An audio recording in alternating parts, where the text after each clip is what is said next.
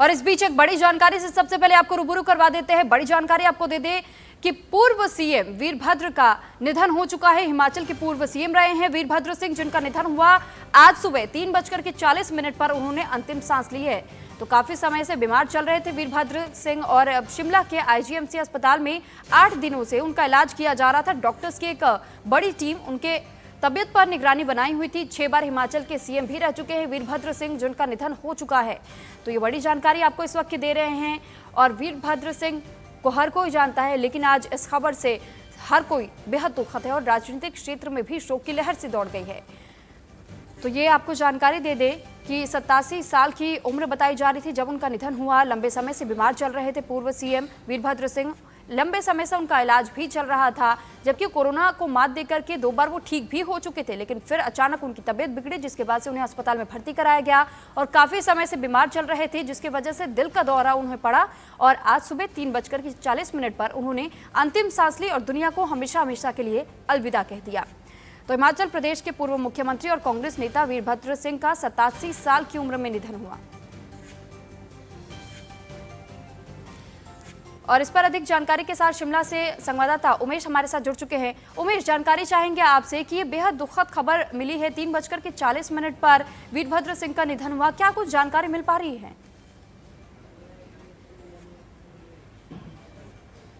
हाँ बिल्कुल, ये दुखद खबर पूरे हिमाचल प्रदेश को स्तब्ध करने वाली है। कांग्रेस पार्टी के लिए बहुत बड़ा एक नुकसान माना जा रहा है, क्योंकि वीरभद्र सिंह जितने बड़े कद के नेता थे, जितने बड़े जनाधार के नेता थे, कांग्रेस के पास ऐसा नेता हिमाचल प्रदेश में फिलहाल नहीं है। देश की राजनीति में वरिष्ठतम नेताओं में कांग्रेस में शुमार होते माने जाते हैं वीरभद्र सिंह। आज सुबह लगभग 3:40 पे उन्होंने अंतिम सांस ली। लंबे अरसे से बीमार चल रहे थे। कोविड के पहले संक्रमण को उन्होंने मात दी थी, उसके बाद वो दूसरी बार कोविड संक्रमण हुआ, उसके बाद उससे भी ठीक हो गए थे। अब स्वास्थ्य लाभ ले रहे थे, लेकिन बहुत सारी परेशानियां, स्वास्थ्य संबंधी दिक्कतें और थी। बीते 2 दिन पहले उनको कार्डियक अरेस्ट हुआ था, उसके बाद उनको लाइफ सपोर्ट पर रखा गया था। उसके बाद से ही उनकी तबीयत नासाज चल रही थी, काफी ढीली चल रही थी और जो इंपॉर्टेंट ऑर्गन्स हैं उन्होंने काम करना छोड़ दिया था। और आज सुबह लगभग 3:40 पे उनकी मौत की दुखद जानकारी मिली है। तो ये बहुत स्तब्ध करने वाली बात है।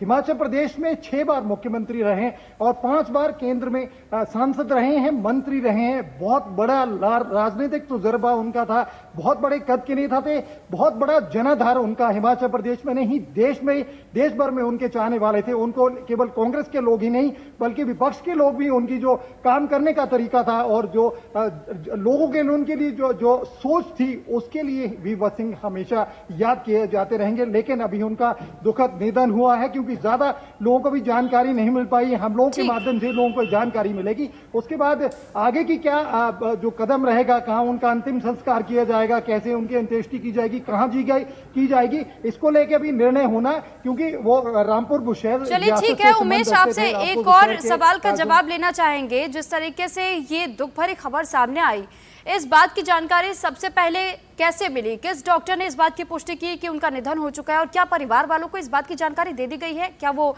आ रहे हैं उनके पार्थिव शरीर के दर्शन के लिए? देखिए, उनका अस्पताल के करीबी उनका घर है। लगातार उनके जो परिवार के लोग हैं, उनके जो विधायक बेटे हैं, पूर्व सांसद पत्नी है, लगातार उनके साथ में ही संपर्क में थे, लगातार उनके साथ में ही रह रहे थे। तो ऐसे में जानकारी जैसी कोई बात नहीं है। सुबह सुबह लगभग 3:40 पर ही जो इंदिरा गांधी मेडिकल कॉलेज अस्पताल के मेडिकल सुपरिटेंडेंट है डॉक्टर जनक राज, उन्होंने ही ये पुष्टि की है और उन्होंने ही बताया है कि वीरभद्र सिंह अब इस दुनिया में नहीं रहे, उनका निधन हो गया। चलिए ठीक है, बहुत धन्यवाद आपका तमाम जानकारी हम तक पहुंचाने के लिए उमेश।